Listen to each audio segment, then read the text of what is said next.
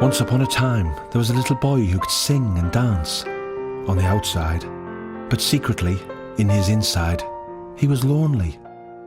But as he grew up, despite all this terrible loneliness, he found that singing and dancing had made him very rich, with an estimated fortune of over $700 million. And with all that money in the bank, Michael Jackson went on the mother of all spending sprees, buying an extensive array of surgical masks, pet chimpanzees, the new face. The press wasn't even interested in what he had to say. They were just interested in how weird he looked while he was saying it. He bought art. This is one of what we call soft sculptures, typical of what Michael Jackson would have been purchasing.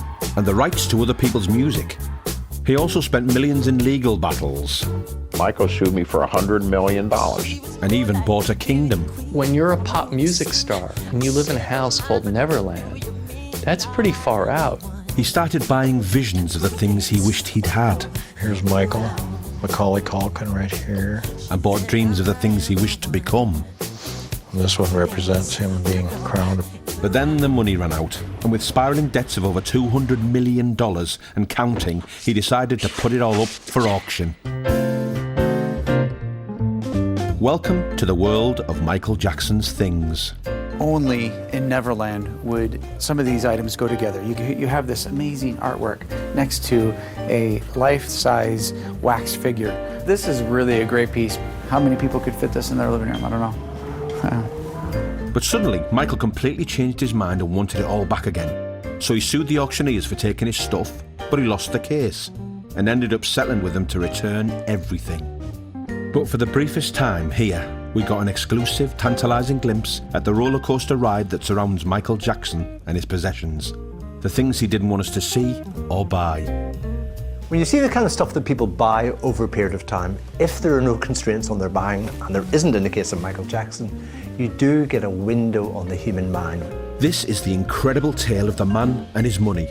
The lovely things he bought, the people he touched, with cash. I almost shit when I got this.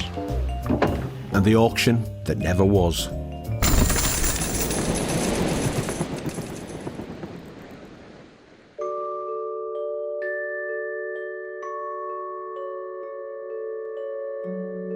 Amazing, isn't it?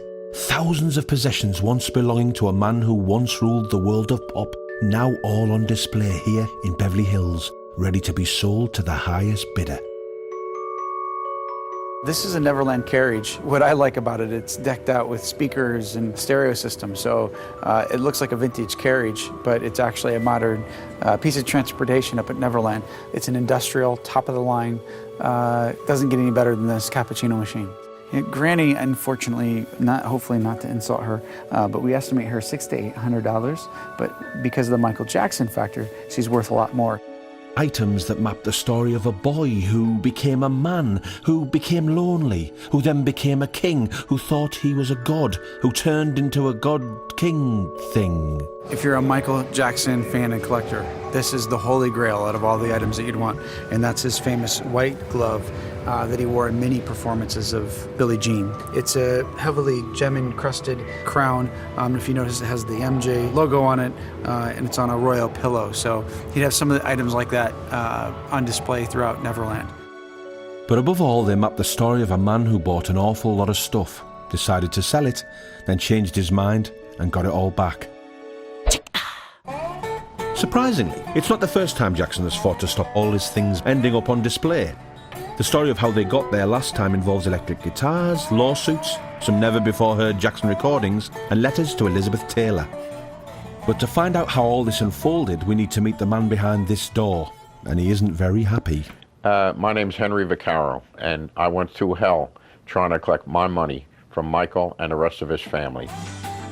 But he wasn't always so cross with the Jackson family. In fact, Henry used to be chairman of Kramer. The company used to supply the band with guitars, and he did so for years to come.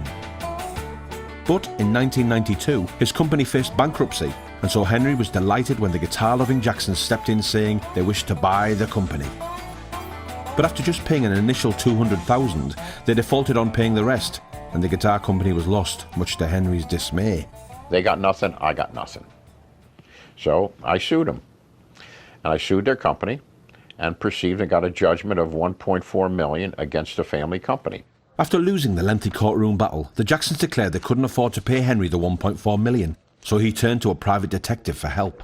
Had to hire a detective and a lawyer to find hidden assets. And they found a warehouse located in Oxnard, California, full of family memorabilia. This is just a little smattering of some of the memorabilia. For example, this is a platinum Motown record to Michael for I'll Be There.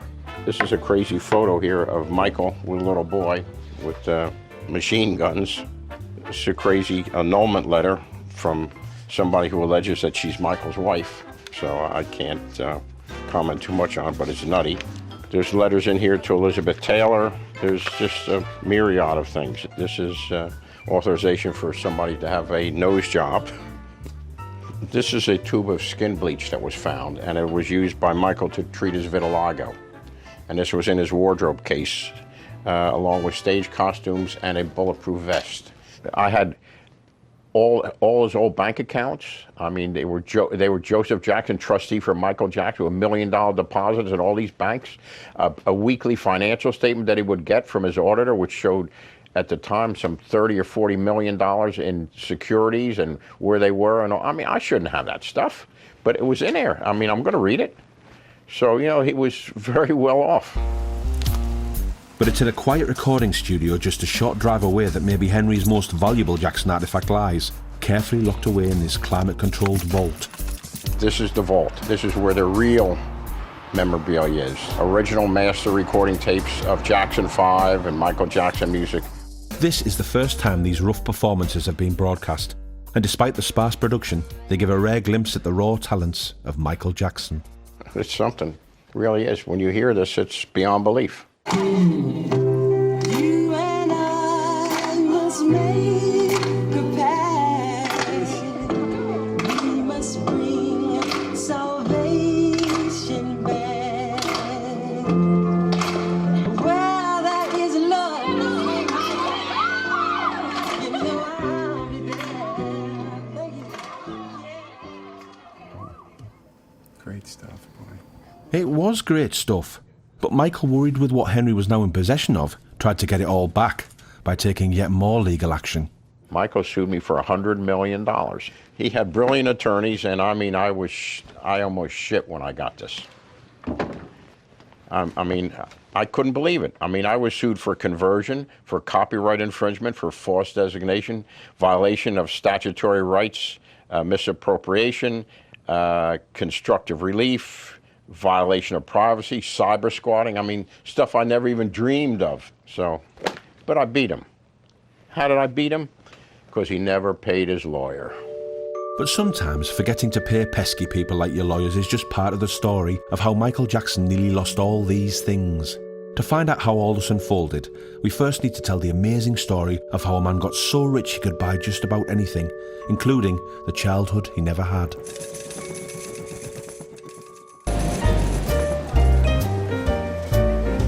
In early March, preparations for a travelling exhibition of the Neverland auction were well underway. Back when auctioneers Darren Julian and Martin Nolan wore matching shirt-t-shirt combos, giddily anticipating the successful sale of Michael Jackson's things. Yeah, there you go. It's I Never Know, that's it. You know, it's really, the reaction has been phenomenal. Yeah. And, you know, it just bodes well. I mean, we're heartened by the reaction, and we think it's just going to be an amazing sale. And this is where they chose to unveil their prize collection to the waiting world, drawing literally tens of people here to Newbridge Island, just a short drive from Dublin. And they were very excited about it too, putting on quite a show. Being no strangers to dealing with the rich and infamous, Darren and Martin had previously organised auctions for the likes of Madonna, Cher, U2 and Barbra Streisand. They once even sold William Shatner's kidney stone for $75,000. And so when they were hired by Jackson to organise the sale of over 2,000 items from his Neverland ranch, they were confident that absolutely nothing would go wrong. There's apparently a lawsuit has been filed against us. They're claiming that they didn't realise we were going to do an auction. So I just checked my BlackBerry, and my office had emailed me stating that it's all over the press that Michael Jackson's suing us. And you can imagine, I mean, We're very surprised about that because we've worked with him for the last 8 months to put this auction together. We're an auction house. Why would he give us all his possessions, if he didn't want us to sell them? So why sell him in the first place?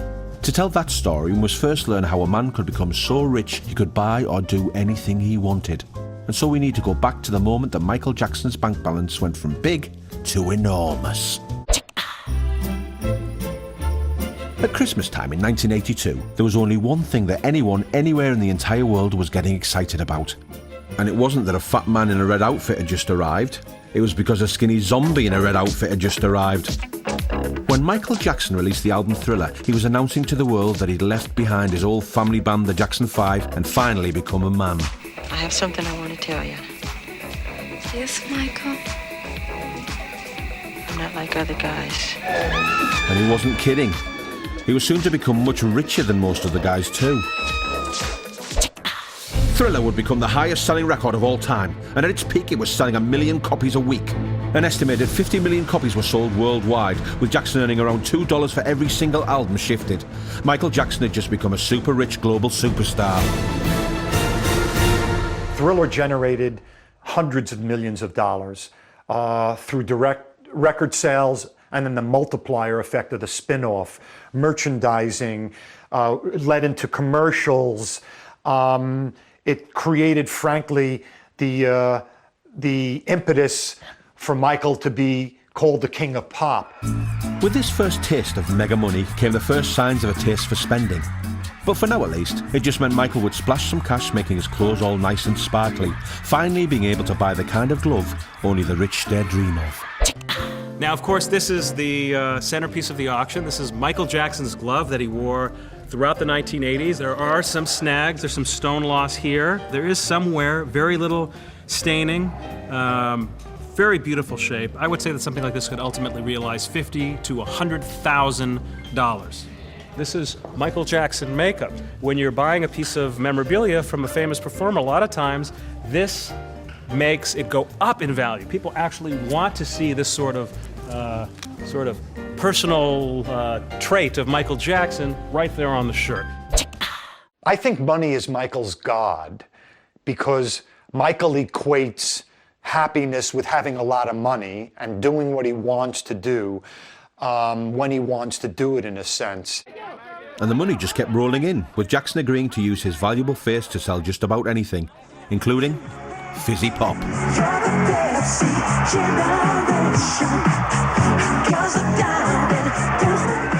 With a cunning lyrical rewrite, these high-octane fizzy pop spectacles saw Jackson make millions, but would also see his head unexpectedly catch fire during an onstage pyrotechnics display.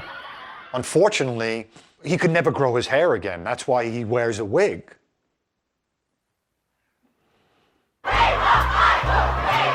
Despite the new rug, Michael went on to prove he still had a good head for business and bought the publishing company that held the rights to 250 Beatles songs for $47.5 million. An idea he surprisingly got from Paul McCartney himself.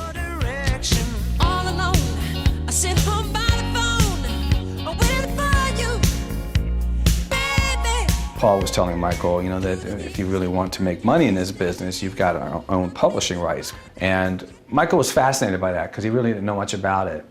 And after Paul explained it, Michael said something along the lines, and joking, he said, maybe one day I'll own your songs. You never know. Maybe I'll get the Beatles catalog. And Paul just really didn't take that very seriously. He outbid Paul McCartney for the Beatles' back catalog, which to this day created a strain in their relationship. His gaining the catalog, control of the Beatles catalog, it was huge earnings potential. I mean, it's like having a printing press for money. 5 years after releasing Thriller, and with the Beatles' back catalogue now in his control, there were rumours that Michael had been spending some of his newfound millions on his own face, which he was about to unveil to the waiting world.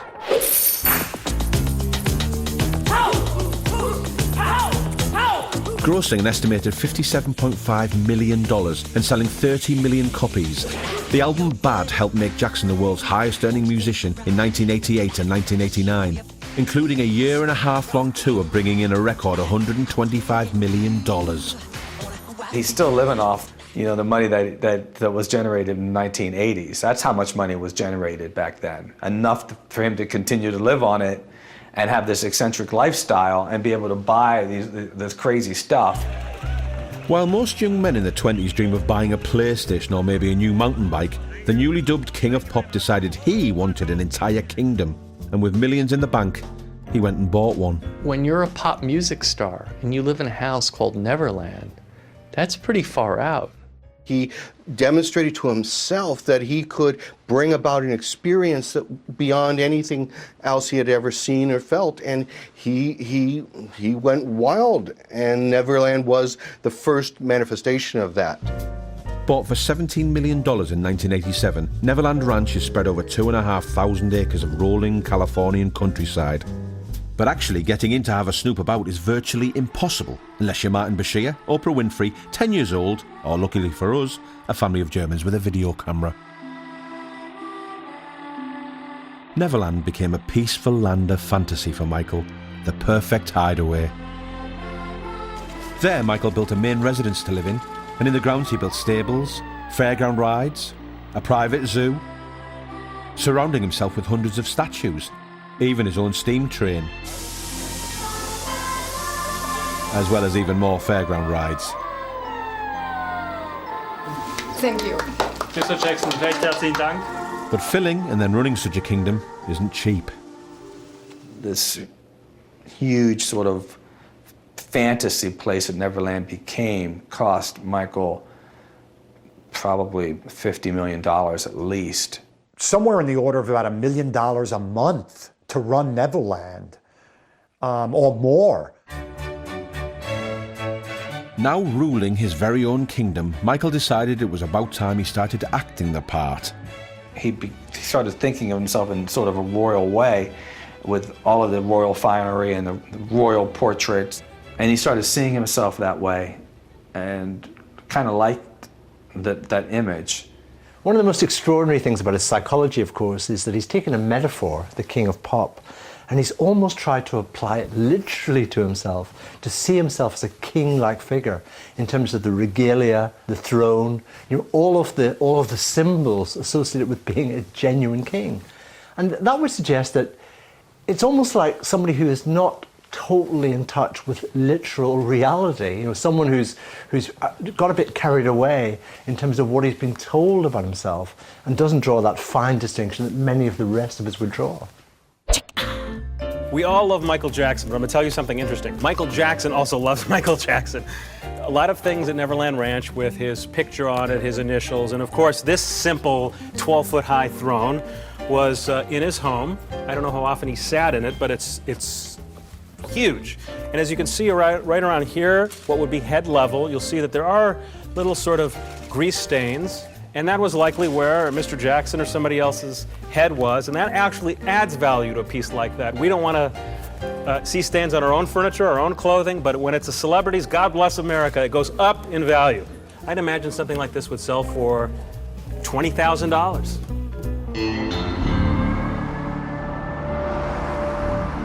As well as thrones and kingly regalia, every royal court needs an official artist, and we found Michael's here, Santa Fe, New Mexico, in an area just off the infamous Route 66. This unassuming building, tucked away down a typical southern dusty street, is Gold Leaf Frame Makers. Now, it might not look like much, but inside something beautiful is being created.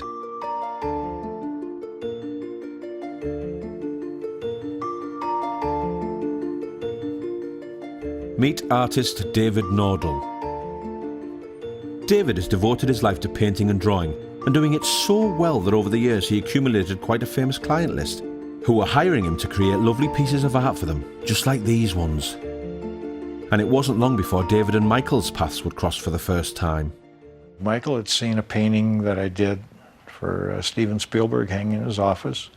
Michael called me one evening and he asked me if I gave drawing and painting lessons.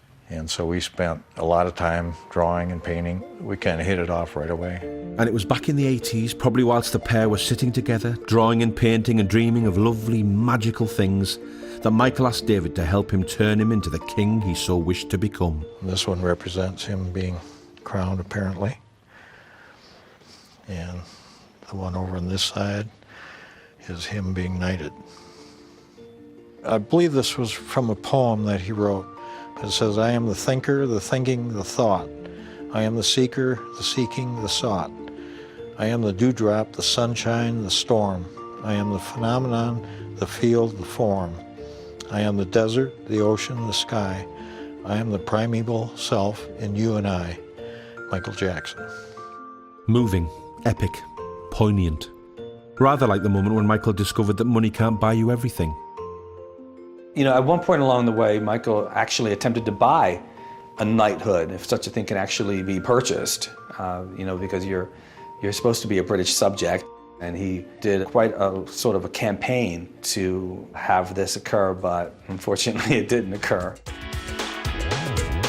Having failed to become Sir Michael of Neverland, Jackson took a new direction and instead attempted to unite the whole world with the song Black or White, which not only introduced us to an angry and flammable Jackson, but also the surprisingly deep rapping skills of Macaulay Culkin.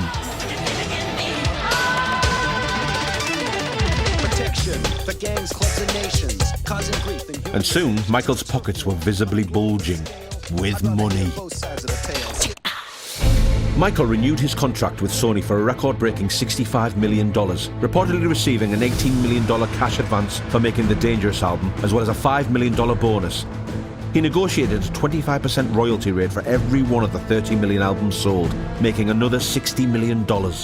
Michael Jackson was spending a lot of money in the 1990s just on being extravagant, just on, you know, private jets and crazy artwork and, you know, and just the lifestyle of Michael Jackson. You know, everywhere he goes, he's used to being treated like a king. Despite all this cash, Michael was unhappy.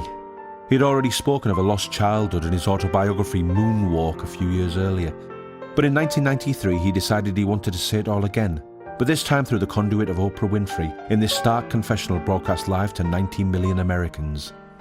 I remember going to the recording studio. There was a park across the street, and I'd see all the children playing, and they'd be rooting and making noise, and I would cry. It would make me sad that I would have to go and work instead.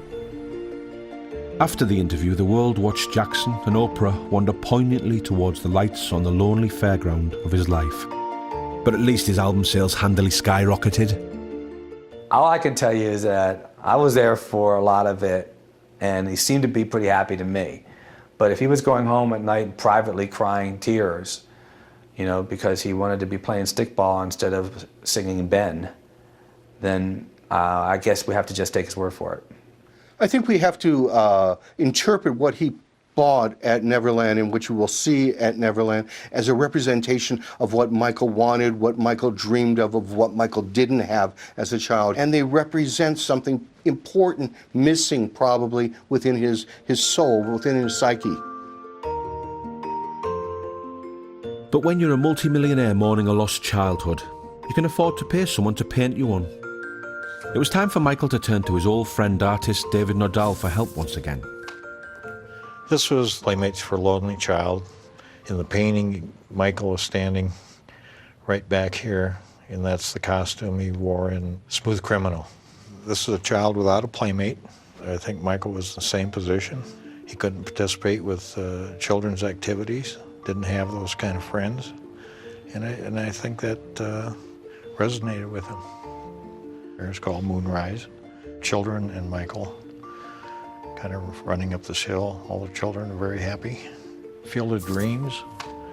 That started out, he wanted me to do a sketch of him with some kids walking, kids of all nations, all religions, all nationalities. Here's Michael, Macaulay Culkin right here. It was a lot of work, but it was fun to do. And in years to come, with the arrival of Jackson's son, Prince Michael, David was asked to create a painting befitting his royal heir.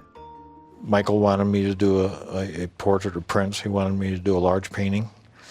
And this was totally Michael's idea, playing on Prince's name. But it shows Prince sitting on the throne, pages on either side. And I put animals in there. Michael's face is in there. And I thought it was just a great idea for a portrait.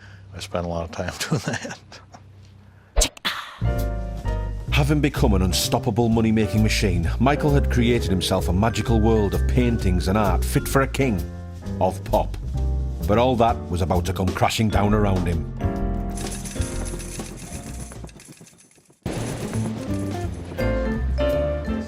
In April, auctioneers Darren Julian and Martin Nolan were still busily trying to sell Michael Jackson's possessions. Fresh from winning their courtroom battle with Michael, who had just tried but failed to stop the auction he once wanted from happening, the boys were feeling reflective. Our hope is that Michael will embrace this and come and see the exhibition that we've done and embrace the auction that he was so excited with from the beginning. A few years ago, all thoughts of suing a couple of auctioneers were a million miles away from Jackson, who was still on top of the world, happily buying sparkly costumes, figurines, waxwork butlers, the very things Darren and Martin would one day be trying to sell.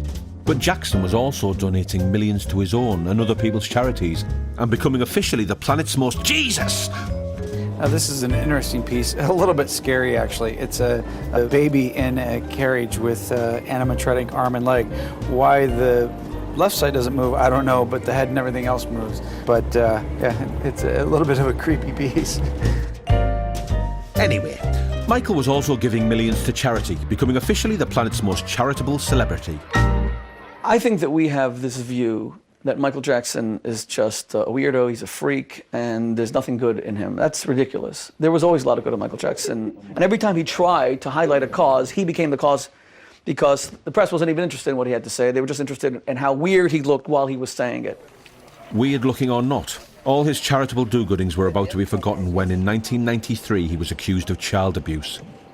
Jackson eventually settled with the boy out of court for $22 million and no charges were laid. But the damage to Jackson's valuable image was already done. After the Jordy Chandler allegations, Michael Jackson's image was ruined, I think, beyond repair. Pepsi pulled out of the tour at that point, and the Dangerous tour was canceled, and the public began to wonder, you know, who is this man? And his image didn't improve much with his surprise marriage to Elvis Presley's daughter Lisa Marie later that year, and a less surprising divorce 19 months later.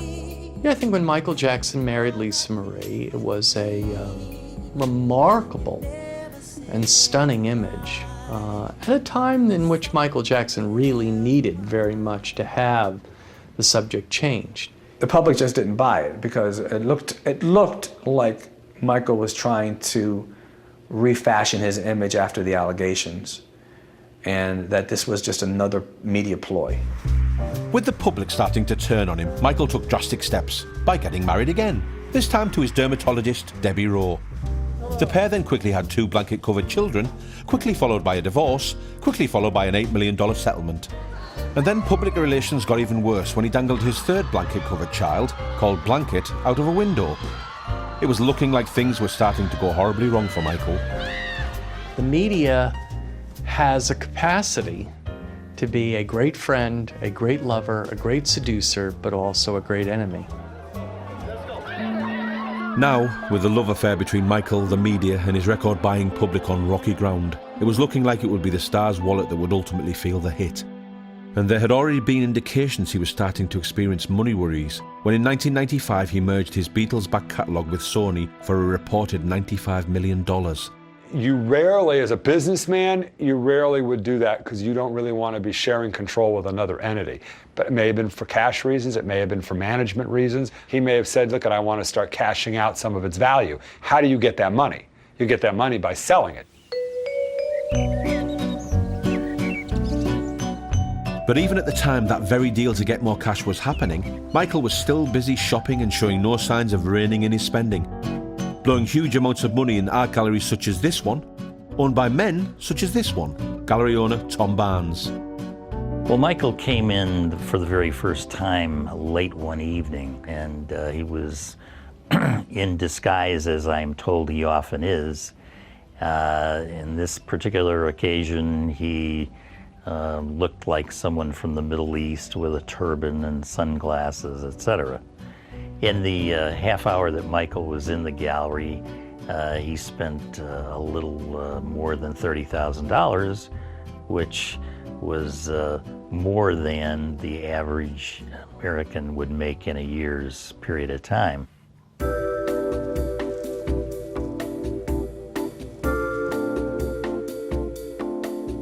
This is Patrol Person Spankman, typical of what Michael Jackson would have been purchasing.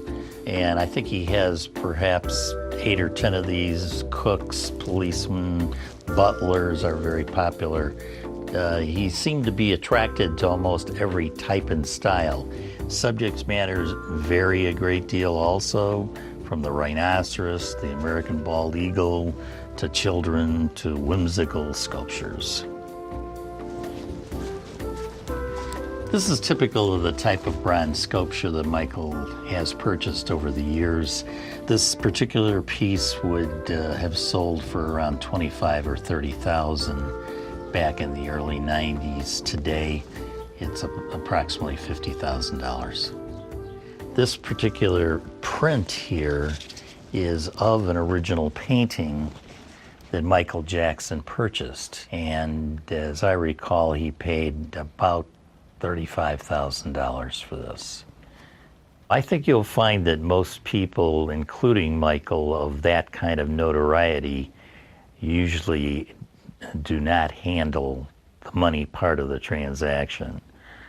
In our particular case, it was done by credit card over the phone a few days later. But knowing who he was when he said that's what he wanted, we didn't feel uncomfortable that he wasn't going to pay us. I'll let you in on a little secret.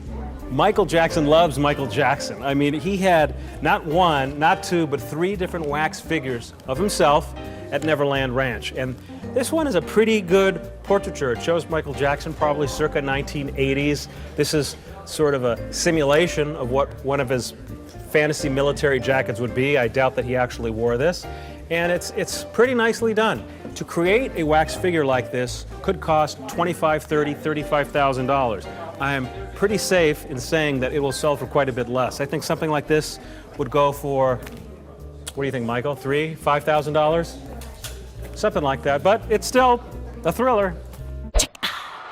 With scandal meaning he no longer possessed the earning power he was accustomed to, but still having a taste for buying pretty much anything, Michael decided he was in need of a slight image change, and he aimed pretty high.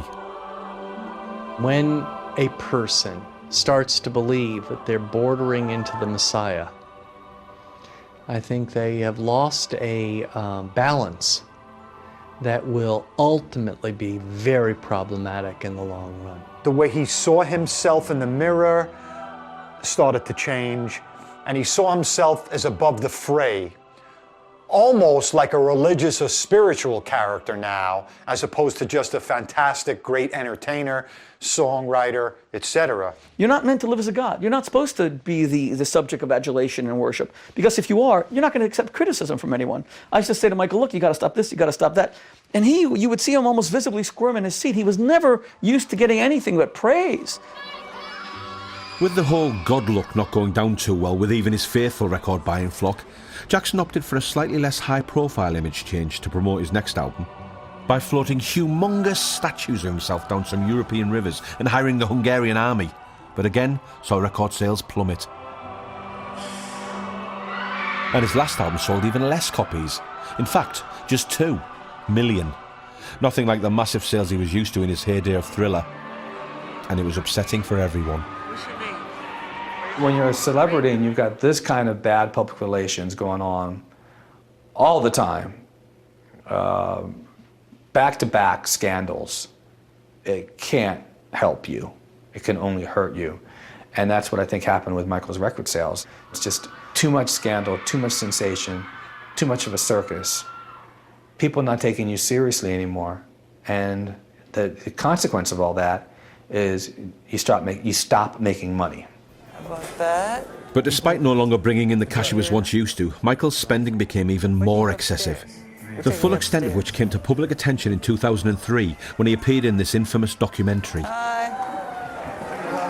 In this shocking shopping sequence, Michael Jackson appeared to spend $6 million in a single store, and what we assume was art. About this one, About midnight. this one, about this table.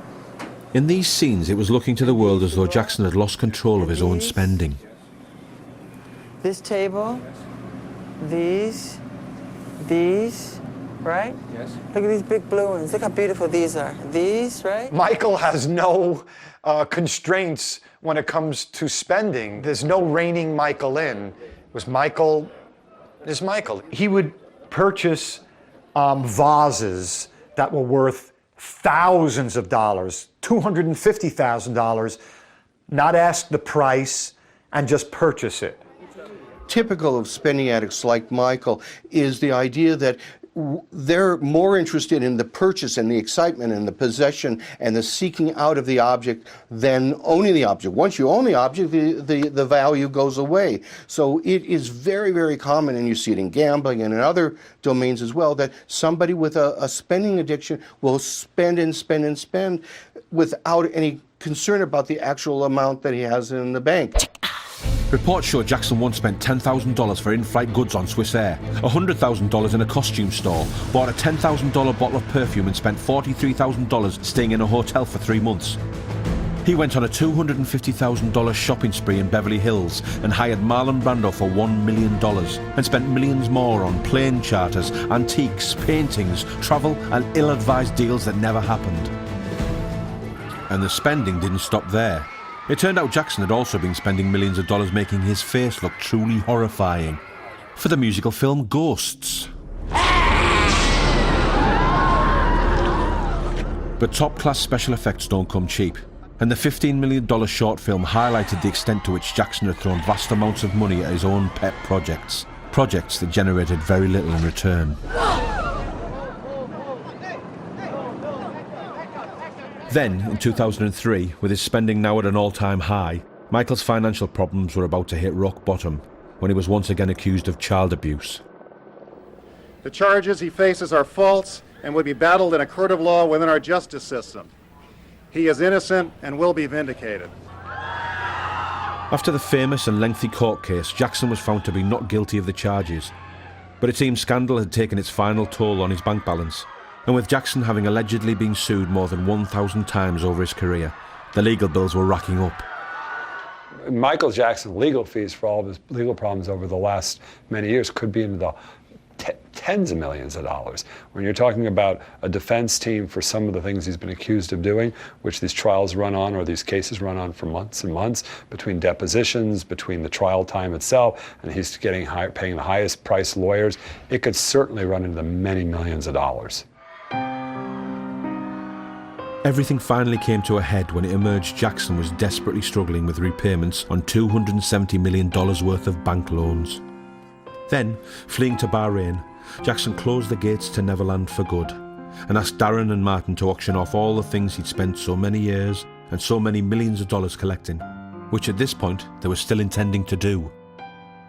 We've worked a very favorable commission to him, but we get paid, more successful it is, we get a percentage of what the overall sale. So he gets the majority of the funds. We really anticipate that the auction could do $10 to $20 million and maybe higher. I mean, he's got a fan base and collector base unlike anyone else in the world. Some of them we have confidentiality agreements with, but it's interesting to find out the A-list celebrities that are interested in collecting Michael Jackson.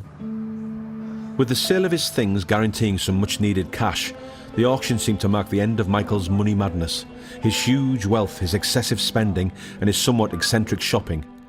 Or would it? We want to resolve this no matter what. I mean, if it, meant stopping the auction, we would consider that, but it would have to be something where it's good for everybody. And that's exactly what happened. The day after this interview, Darren and Martin settled with Michael for an undisclosed amount to get all his things back. But why and how? Had Michael Jackson just been thrown a new financial lifeline from somewhere else? It looked like he had something hidden up his sleeve. Something that smelled like money.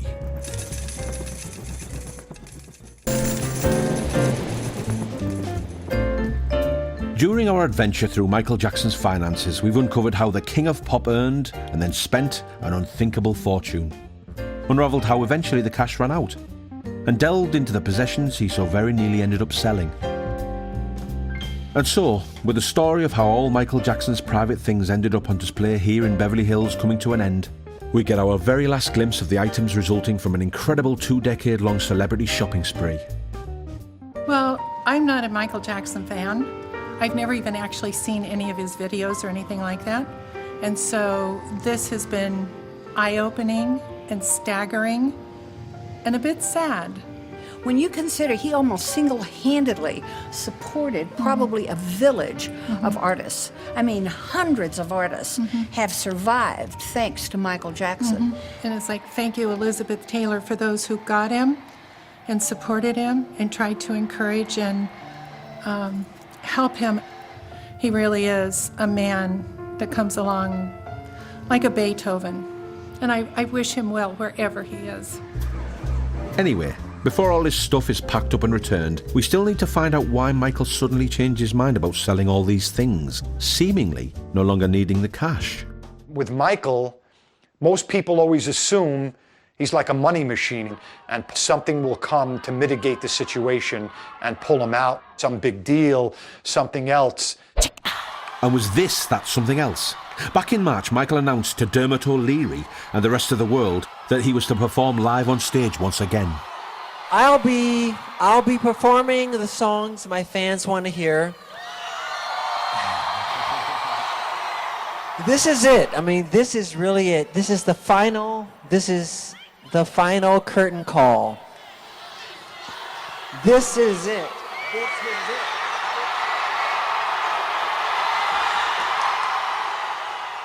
Is it possible for Michael Jackson to come back? It's hard to say. It's going to just depend on whether or not he is still the entertainer that he was when he was young. Obviously, it's the money. At $1 million a concert times 50, let me see, that's $50 million or more, and may lead to other work. I think he really wants to come back. I think he wants to make a point. He wants to show people that he's still viable, that there's still a new proposition for Michael Jackson. We just have to wait and see if he can pull it off. Jackson will perform 50 concerts to over 1 million people, with every one of the shows immediately selling out. Tickets were being sold at a rate of 11 every single second, and we'll see Jackson himself earn tens of millions of dollars and possibly mark the beginning of a new chapter in the story of Michael's finances. But if the shows do mark the beginning of a new chapter for Michael, some of those he's been closest to over the years are keen that he doesn't let history repeat itself. At the age of 50, it's time for Michael to finally take stock of his life. No one ever said that he was an incredibly cruel or wicked man. They just said that he may have major issues that he's never dealt with, and he has to. This can't continue. So there you have it. The extraordinary tale of a lonely little boy who grew up singing and dancing his way to one of the biggest pop fortunes ever seen, who would embark on an unrivaled spending adventure, using his money to entertain us, and also to buy some pretty weird stuff from some pretty interesting people. My relationship with Michael was both as a client and as a friend. He's very demanding, but only in the quality of the work, same as he is with his music. I would say probably 60 or 70% of the sculpture that he collected were of children, and perhaps enabled him to live a childhood that he didn't have the opportunity to do when he was young. And even those he sued just want to forgive and forget. I never wanted any of their things. I simply wanted my money that they owed me. We're not the type to ever do a tell-all book. We'll always be respectful of our clients. So if we do a film deal or a book deal, it'll be with respect for the clients. But, you know, we're going to be in business for a long time. Yeah. Exactly.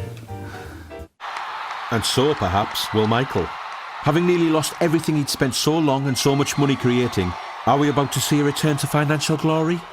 Who knows? It's Michael Jackson. This is it, and see you in July.